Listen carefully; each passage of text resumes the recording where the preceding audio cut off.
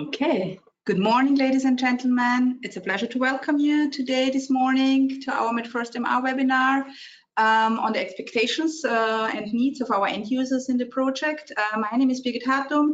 I'm responsible for dissemination and exploitation within the project, and I will be here also in the chat if you have questions, but I will come to this a little later. So today we are in the third of our 3 webinars. It's a series, and as our project is combining technology, research, and end users, we had a webinar on all topics, and today we are able to present you the view of our end users in the project. Some organizational information on today. We have about 40 minutes of presentation time and then 15 minutes of Q&A for you. So if you have questions, you can already write them in the question and chat tab. It's called questions/tab. You can write them down there, and at the end of the presentation, we will answer your questions. And the webinar will be recorded and it will be sent to you after the end of the webinar. So thank you for joining today. Now I will present you our speakers. We will start with Helmut. He is our coordinator and he's from the AIT and will give you an overview on the project itself and what MED1stMR is about. And then our end users are in the line, and we start with Carmen from Madrid. She will tell her view on the project, as well as afterwards Daniela from the Johanniter, Austria. She's even on site at the AIT. We are today at the AIT, and she will give you an overview on what the Johanniter think about the project and what their expectations and needs are. And then we finish our presentation with Joachim from Johanniter International, and he will give you also a little bit more of a network view on the project itself. Okay, and now I hand over to Helmut, who presents you the project overview. Thank you. Thank you, Birgit, for the introduction. So, yes, my name is Helmut John Feiertag. I'm from AIT and the coordinator of the project MED1stMR. So today, this session is especially dedicated to the end user point of view. Therefore, I will give only a brief overview of the project. So if it's the first webinar you are visiting, so that they at least know what is MED1stMR about.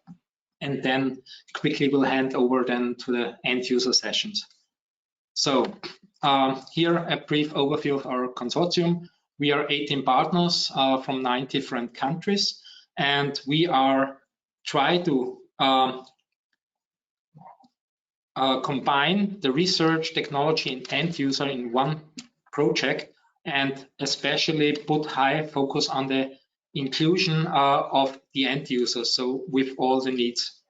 Here you see we are quite widespread over the European continent, and especially on the end user focus, we have 6 end user partners.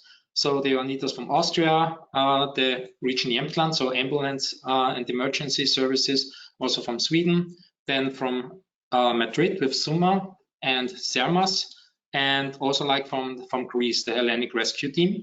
Then we have also a hospital in our consortium as an end user, and Campus Vesta as one of the training facilities.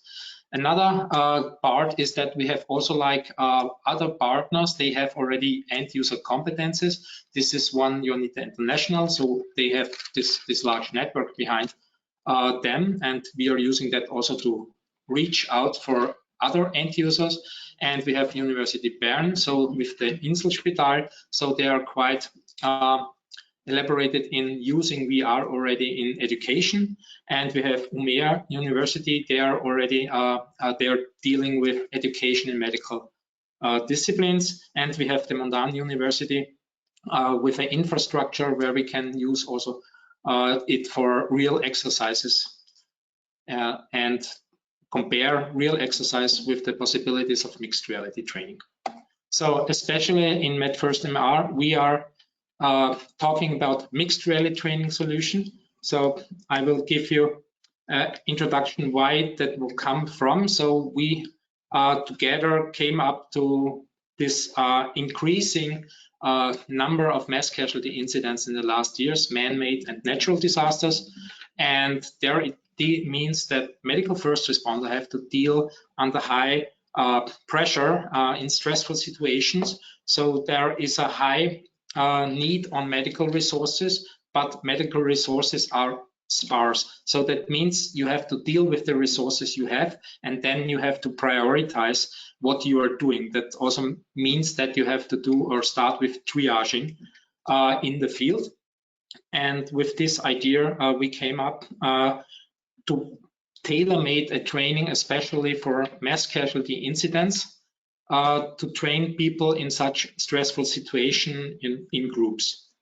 So another thing was like, normal, you only have virtual elements and you have controllers, and the further idea was like to incorporate more or enable things that you can go more in a medical skills education also, and we incorporated a patient simulation mannequin already in the virtual environment, so you can also feel the patient and work with him.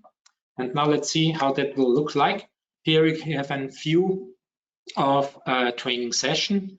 Where we have one of these tests where we try out the mixed reality training system.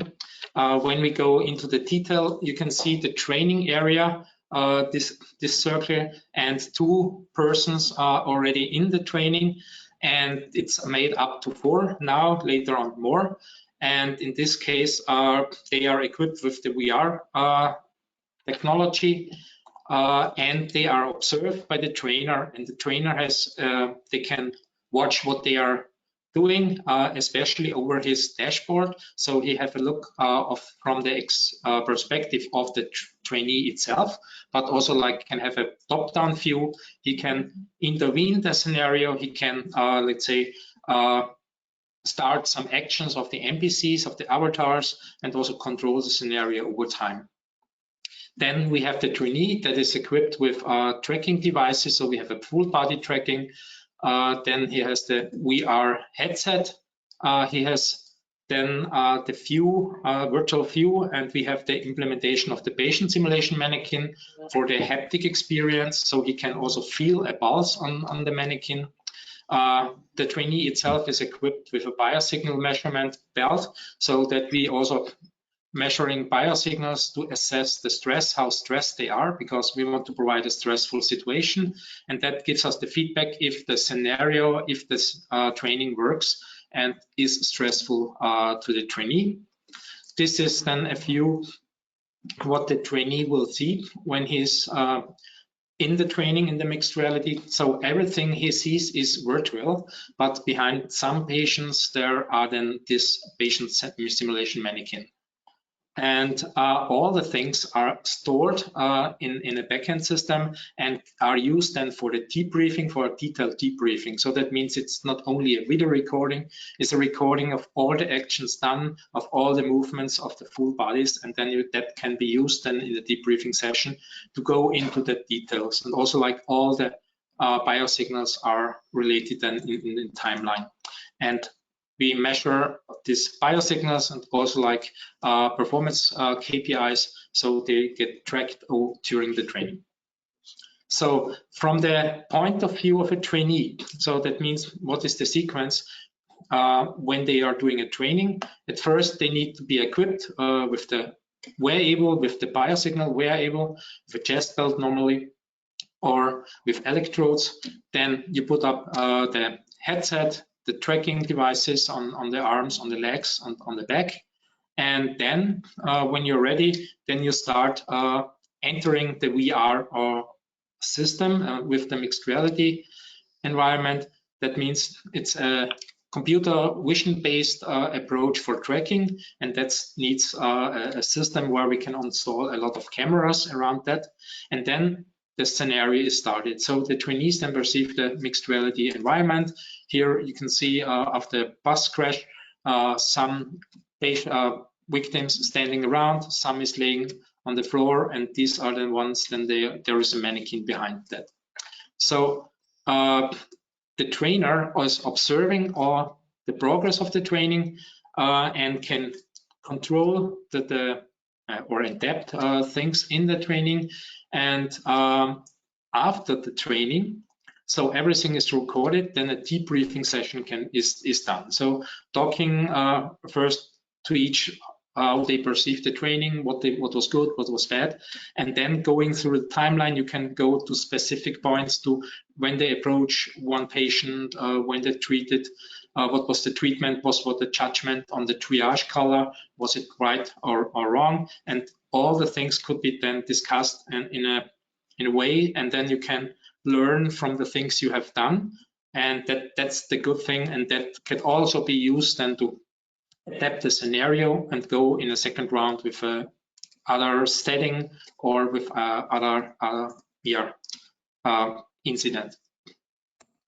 So then I will hand over then to the end users. The role of the end users. I think sharing this. So just a moment.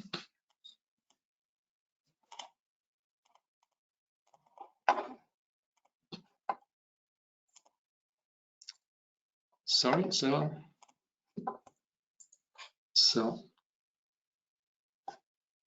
can you see my screen?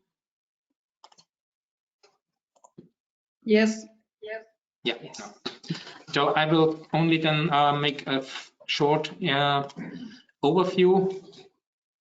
What is the role of the end users in the project? So we have planned an agile end user oriented approach, so where we involve continuously the end users over the project.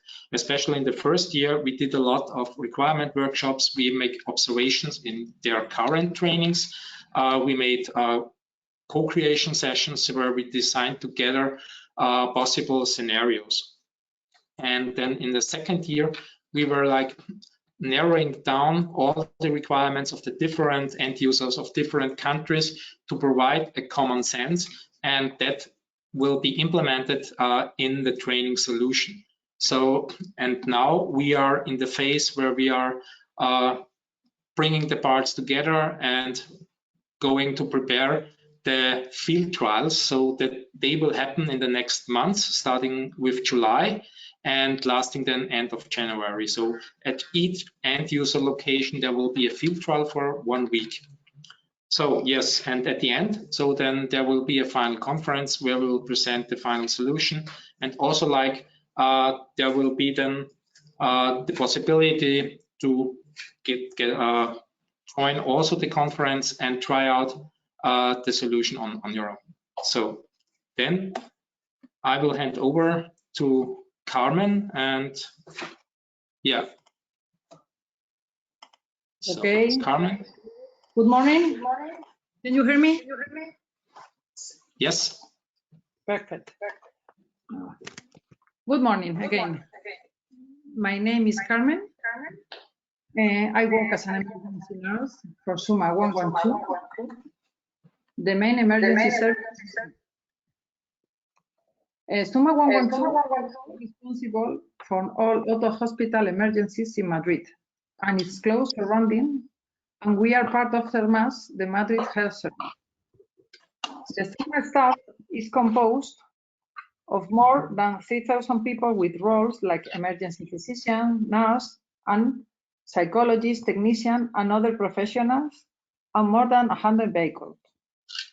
Their main tasks are reception, classification, and management of health telephone income calls, including health information, counseling, and referral to health centers, as well as the health center assistance in situation of mass casualty incidents and catastrophes, coordination of inter-hospital transfer of critical patients, including neonatal patients. At SUMA 112, we also host a CBRNE unit for intervention in epidemiological alert units and in international health cooperation missions like ERICAN user team, as well as collaboration with organ transplant organization. And all of these tasks need to be trained. Therefore, we also do training or research in the field of emergencies, and disasters. And we were also interested in the participation in the MED1stMR project. But now, let's have a look on the task of the end users in the project. Next slide, please. Thank you. As Helmut mentioned before, the current training was the initial situation for the project. The MED1stMR research visited many trainings for different end users on site. On the one hand, they attended classroom training, but also large-scale real-life trainings. The big advantage of classroom training is that you can offer a structured and comprehensive learning environment about procedures and protocols. As they also include practical sessions, the knowledge can be applied hands-on with other colleagues and or simulation manichees. By this, immediate feedback is possible and interaction can be trained as well.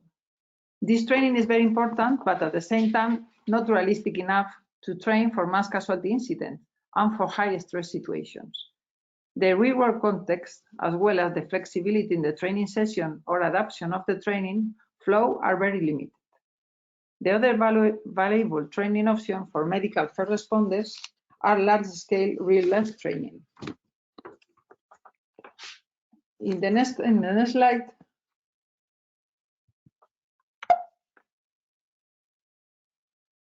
thank you. This type of training is highly valuable regarding realism at the training of on-site management, communication, and the cooperation with other units. Large-scale real-life training provides medical first responders with a highly realistic experience by simulating actual emergency scenarios. This hand-on practice allows them to apply their skills and knowledge in a dynamic environment, better preparing them for real-life situations. The exposure for this emergency situation broadness are experienced for the trainees and focuses on a new perspective on communication, teamwork, and collaboration, as well as decision-making and application of skill. So this is the holy grail in the training for emergencies. But at the same time, the preparation of such a one-day training needs uncountable resources regarding time, persons, and money. Caused by this, the execution is very rare and only for a few medical first responders per year available. This type of training also includes certain safety risks and regarding ethical aspects. The stress of traumas caused during such training oftentimes not considered during, but only after the trainings and interaction is not possible without shutting down the whole scenario. So to sum up, these were the results for the training observation in the MED1stMR project. The number of training sessions for MCAs is too low. The classroom simulation is not realistic enough. Large-scale exercises are resource-intensive and only for a few participants. Injury variation is limited. Stress is not considered. VR solution means haptic, often single play only, and with limited movement. Based on this, requirement workshops with all end users were executed. In this workshop in Spain, in Madrid, over 30 interviews were done, five workshops and focus groups took place. By using methods like co-creation and using building blocks, the needs for the training scenarios and the solution itself were identified. Based on this and the training observations, the expectation of all end users were defined. To sum up, the end users need an easy-to-use technology, so not too much extra training for using the solution is necessary at the organizations. On the long term, the solution needs to be cost-effective, and improve the training results. The tool should also be used to test new or different mass casualty incident management procedures. It should also offer a safer training environment and increase release in comparison to classroom exercise. This is the point of view of all end users in general. And now I also want to give you a quick overview of the point of view of SUMA 112 on the MED1stMR project. The findings indicate that SUMA's 112 MCI training is currently restricted in both number and quality. Necessitates a large amount of staff resources for planning and implementing the training with a small number of participants. Many trainees may go years without participating in a mass casualty incident simulation. MR is a potential solution that has the opportunity to save time, resource, and organizing efforts. SUMA 112 has high expectations for MR. I did MCI training, expecting it to reduce MCI training expenses and create safer trainings for rescue workers. MR training can improve training outcomes by allowing more trainees to train MCI simulation on a regular basis.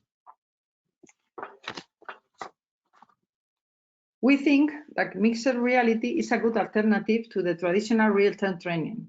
It will allow to save money, time, and effort for the end users, organization, and Europe.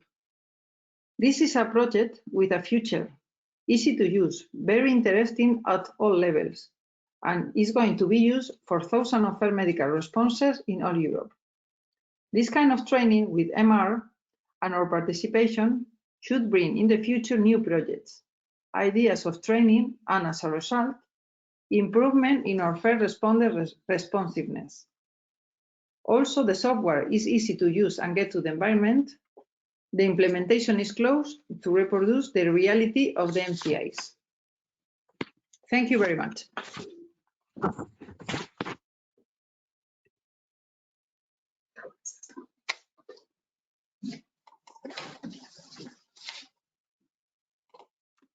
Good morning.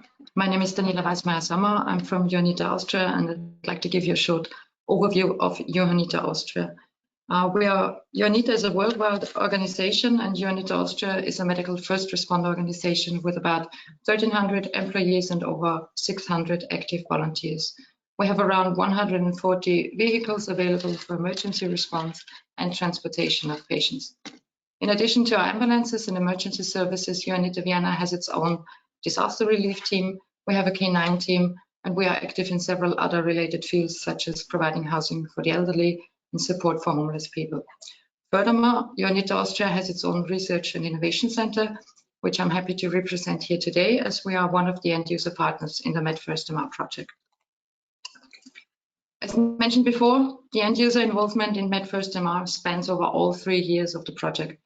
The first year was mainly characterized by workshops and knowledge transfer to the non-medical first responder partners.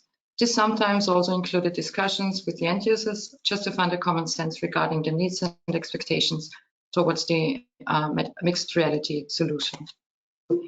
One of our tasks was mainly driven, or one of the tasks that was mainly driven by the end users was the design of a suitable scenario for the mixed reality environment. The first step was to set up guidelines within the consortium with high involvement of the end users and Umeå University. The guidelines cover all relevant information on how to define a scenario in mixed reality according to training and organizational goals. Based on this framework and guidelines, the scenario was then scripted in detail, including the incident and the environment. For a better visual understanding, a co-creation tool was used in a virtual environment to define the visual of the scenario. Next, this information was then provided to the technology partners who created a scenario editor and the virtual reality assets to make the scenario creation more usable and adaptable. And finally, this resulted in 2 scenarios that will be used for the field trials and can be experienced by more than 200 medical first responders. Year 2 of the project was mainly characterized by the collection of feedback on the developed prototypes and the technologies, as well as planning studies and the field trials for year 3. Some end user partners will also include their own research activities as well. The second year of the project is crucial for the detailed preparation of the activities during the last project year, which will start this June. In year 3, the results of the hard work done in the first 2 years will be visible to the world outside of our consortium. The so-called field trials in 6 European countries are the most recognizable part of this year. At the location of all end users, the system will be tested for a whole week respectively, with a total of 200 medical first responders. Each end user partner hosts 1 week of training with the EMR solution that has been developed during the past 2 years. They organize the training pitch, provide the participating trainees, set up the schedule, and everything else needed. The trainees receive MCI training with the MED1stMR solution and be there to answer research questions and give feedback to the technology partners. Furthermore, the field trials are events to invite the media and decision makers or other organizations to raise awareness for the topic of mixed reality training. If you should be interested in visiting one of the events, Birgit will then give you more information later on, or you visit our project website. And now I'll give you a brief overview of the scenarios before I'll talk about the experiences Johanniter Austria made in this project so far. There are 2 scenarios that involve a mass casualty incident, MCI for short, that will be tested in the field trials. Scenario 1 is located in an urban street environment. A bus crashed into a building and 20 bus passengers are injured. Scenario 2 is also designed as a bus crash, but this time in a tunnel with again 20 casualties. In mixed reality, 4 trainees at a time have to perform a timely and correct first triage of the patients based on the respective triage algorithm they use. They decide on the correct actions and priorities based on the triage category. And of course, they have to communicate with their team members, the incident commander, and the patients. The 20 patients and the injuries have already been developed. For all patients, the available information on injuries, vital signs and status, required actions, triage category, and consequences for insufficient treatment have already been defined. In the mixed reality system, all patients are represented as virtual avatars, but for some, a real mannequin is used too. This enables the first responders to assess and treat the patients with real actions, for example, feeling the pulse or turning the patient into recovery position. So why do we think MED1stMR is an important project for medical first responders? First, mixed reality is a promising alternative that can save us time, money, and a lot of organizational effort regarding training opportunities. Mixed reality offers the possibility of repetition, variation, and scope when it comes to MCI trainings. Furthermore, we believe that MCI trainings in mixed reality are only a starting point. In being involved in the development of the MED1stMR scenarios, we gained a lot of further ideas for future applications of mixed reality in our training curriculum for EMTs and paramedics. Using mixed reality, we can train for rare occurrences, as thankfully mass casualty incidents do not occur in real life every day. But there is a need to develop a routine in handling these kinds of incidents. Therefore, regular trainings are of great importance. Speaking of regular trainings, we can't blow up buses for training purposes on a regular basis, unfortunately, because it is fun. But real life trainings are very difficult to plan and to organize, as we need to find premises, we need to rent them, organize a team of experienced makeup artists for the wounds, as well as a lot of volunteers performing as role players. With a huge number of people involved in this kind of training, it's not possible to stage more than a handful of real life trainings per year.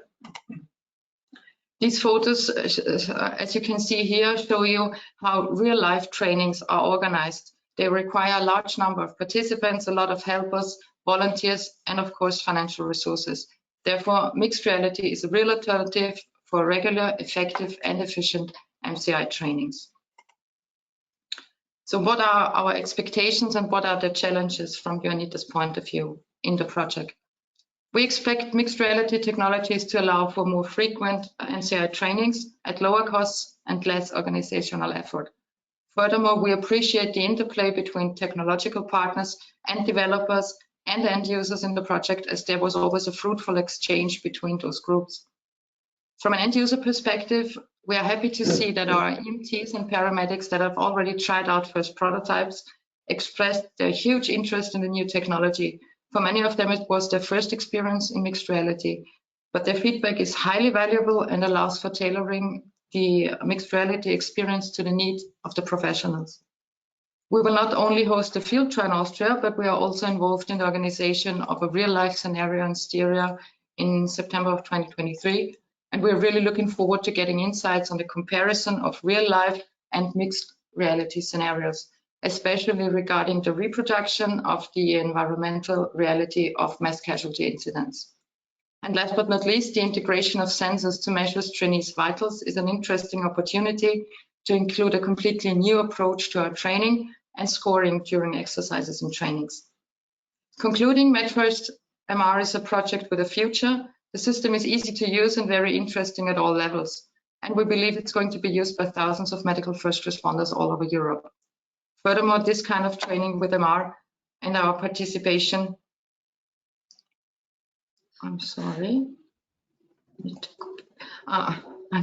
Furthermore, this kind of training with MR and our participation will bring future new products, ideas for trainings, and as a result, the overall improvement of the skills of first responders in mass casualty incidents.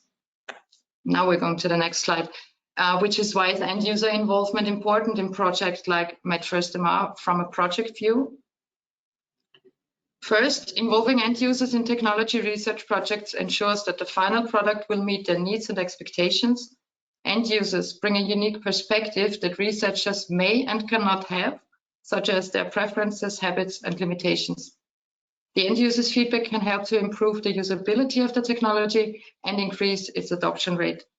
This can save time and resources that would otherwise be spent on redesigning and promoting the technology after its release.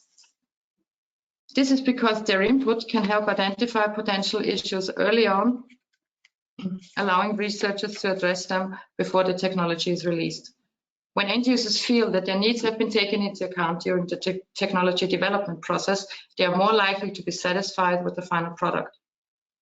Technology companies that involve the end users in the research project have a huge competitive advantage over those who do not. This is because their products are more likely to meet the needs of the target audience, leading to higher adoption rates and, of course, customer satisfaction. And finally, end user involvement is not only important from a business perspective, but also from an ethical standpoint.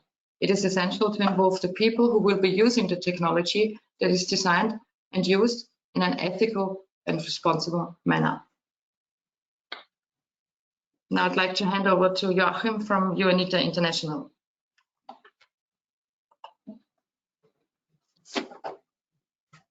Thank you, Daniela. I hope you can hear me. So, yes, we can hear you. You should have control over the slides. Yes. Yes, perfect.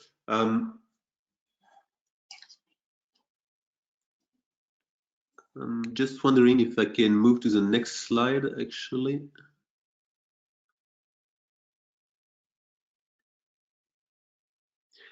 Helmut, if you agree, you can just move to the next slide. Thank you very much. My name is Joachim Bernet. I'm working for Johanniter International, and I will actually present the last end user partner. So we have a slightly different profile than the two other end user partner, because we are not properly saying a first responder organization, but rather a network of first responder organization. In the small map that you can see on the right side, you can see our members, and notably Johanniter Austria. So now you have a good insight of what are doing our member organization, thanks to the presentation of my colleague Daniela.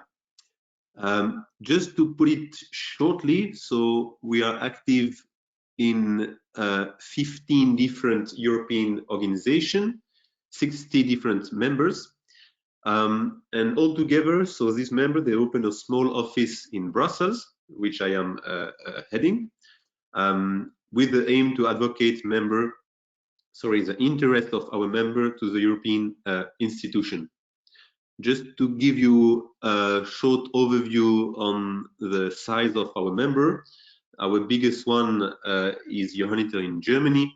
They have about 47,000 volunteers and 28,000 employees, and a bit less in England. is just to show you that our member organization are more working with volunteers than with paid employee. And our members, so they are firstly and mainly active in first aid provision, training, and other different social and humanitarian aid fields. About the role of the joint office, so in Brussels, we actually have the same role with our member organization and with the MED1stMR partner. The first one is actually about dissemination and communication. We have a privileged position to communicate and forward information to our members. And within the MED1stMR project, we are obviously forwarding information from the MED1stMR project. So it's also the occasion to ask for requirements. So this was in year one, as you remember. We are also, if you can just move to the next slide, please, Helmut. Thank you. We are also a platform of knowledge exchange. As you might know, so the definition of first aid is very diverse in Europe. The trainings, first aid trainings, are also very diverse, and even the equipments which are used by a first responder. So within the European project like MED1stMR, we are very interested in the usability of the device across all Europe, across all the continent, and also to which extent a training, a first aid training on another one, is replicable from one country to another one.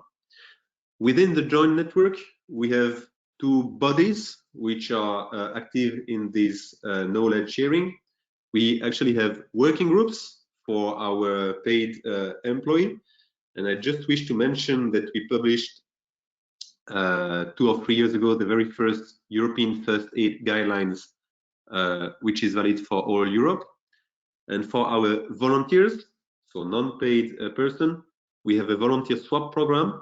So it means that first responder can volunteer in another country to get insight on how the work is concretely running in another country, which equipment they are using, which method, which equipments, and so on. Just next slide, Helmut.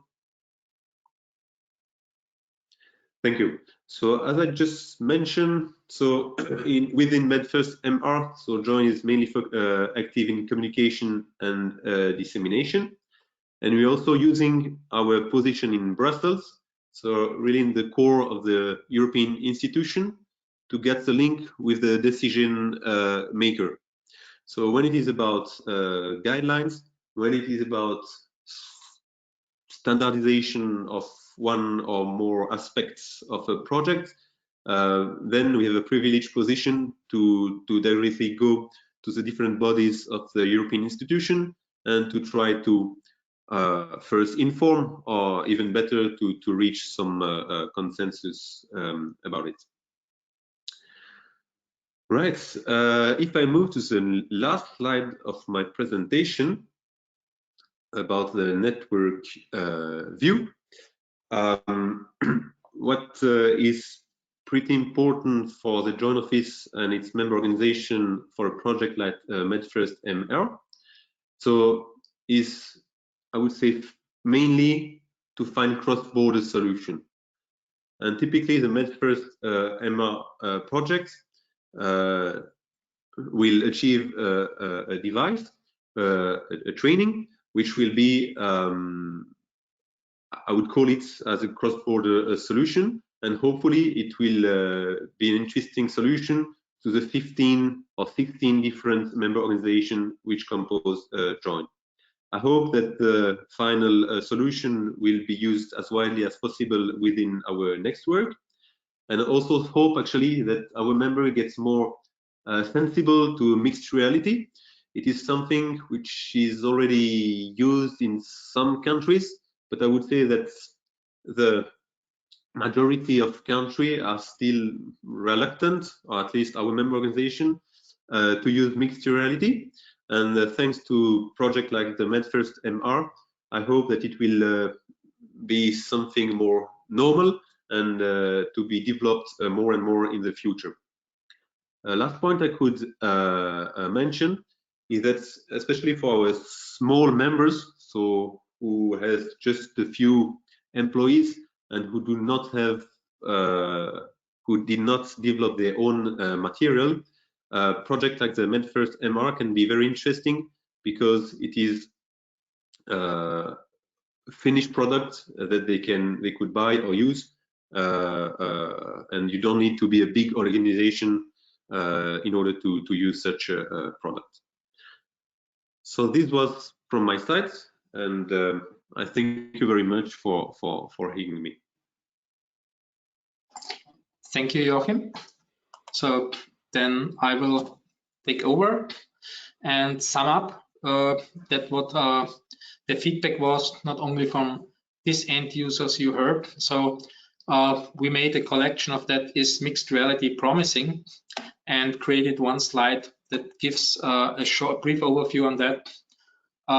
What is the promising part of that? So especially for the trainee, it brings provides realistic, more realistic and haptic feedback. So you can also, like, not using controller, you can use your hands, you can do the skills as normally as possible. It's an engaging learning environment. It's an environment that brings also like these stress elements into it, and that is then you can be used to train people to cope with stress in their environment. So from the trainer perspective, as you have heard, it's a lot work and preparation work to do a real life exercise, and that could be an alternative or can be seen as a preparation for a large scale real exercise. So for the trainer, he has a repertoire of different scenarios. He can start that with one click, and it's easy with the scenario editor to adapt or create a new one. And during the scenario, he has also the possibility to intervene the scenario depending on the behavior and on the stress load of the trainees in the training.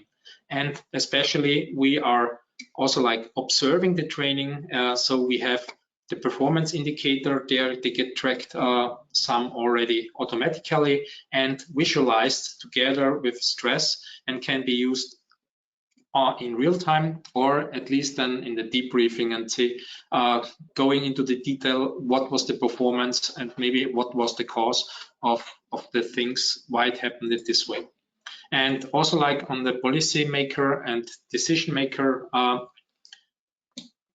level, so it creates a safe environment so you don't harm your employees. And you give them also like the opportunity to train more often, so that gives also more confidence in their daily life. It's also like a European training framework, so we have already started with this 6 end users from different countries to provide a common sense. So what has to be implemented so that it can be used cross-border, and what also is a big factor is resource saving. So easy creation, you can train more often with people, and it's ready to use.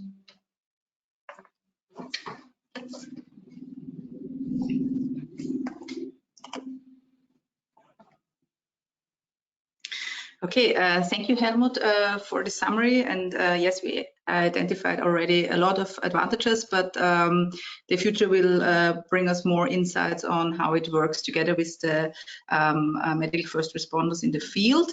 And this brings me to the next steps of the project, because some of you might be interested in meeting us in person and trying out the system. And at the moment, we have these 3 webinars running, so that's the last one. You can rewatch also the other ones, or watch this one, which is recorded. But starting with July, we will have these 6 field trials all over Europe. So if you're interested in attending one of these field trials, you can drop us an email, and we can try to find a slot for you for observing or even trying out the system. And we also have 2 live exercises where we are welcoming visitors when they are registered. So just call us or drop us an email. And the event or the opportunity to really try out the final system and to get much more information on the results of the field trials is the final conference, which is planned on the 17th and 18th of April in 2024. So this is an opportunity where you can learn a lot about the results of the project. And yeah, to keep you motivated in joining us in one of the field trials or any other event, we already produced a quite nice video, and just yeah, enjoy the MED1stMR project.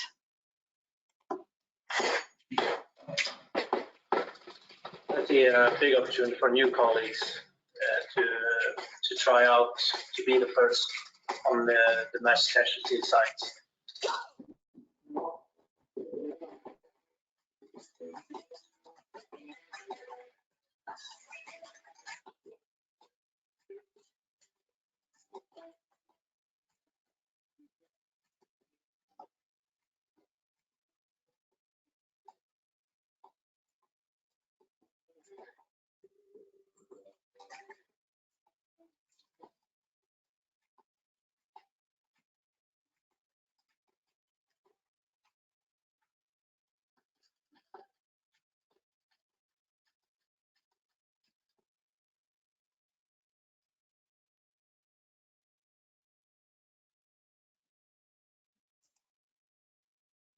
So yes, I think now you have no chance then just calling us and coming to one of the field trials. And now, thank you for listening. We are now here for the questions from your side, and I saw there's already one in the chat. And Helmut and Daniela, probably you can come here and answer the questions if there are some for us. I read the first one, which is, yeah, that's an interesting one. What are the challenges with integrating so many different end user partners like in the MED1stMR project?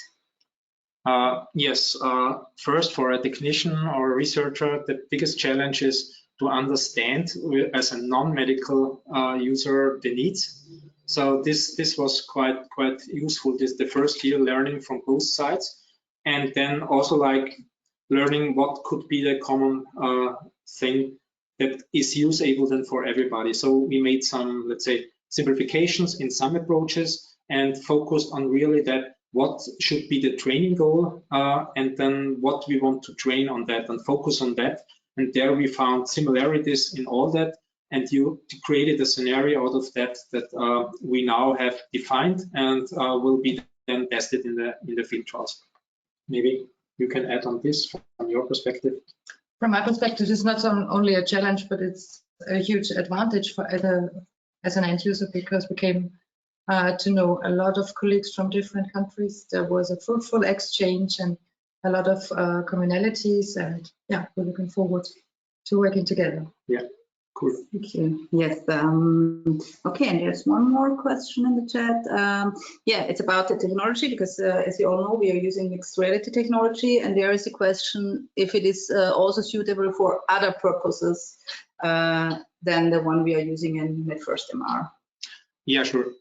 Especially not only for other, let's say, cross organizations, so for fireworkers or police, it's also like in the domain of medical other things. We have limited now to triage using own devices, so there are limitations in the tracking of small devices now. There will be improvements in future, new technologies, new headsets, and then you can go more into the details of medical skills, but you can also use it more. Let's say we are focusing now on our innovation, bringing in the patient simulation mannequin. So to do something with that, to have the benefit of mixed reality, touching, feeling things, but you can do also like communication training, scene safety, all the things could be also done with the specific training scenario. Okay, thank you, Helmut. At the moment, we don't have more questions, but if there are any more questions arising in the future, you can stay in contact with us and drop us an email. So thank you very much for listening today. and see you later, at least at one of the field trials or at the final conference in Belgium. Thank you so much. Thank you for joining and see you. Thank you.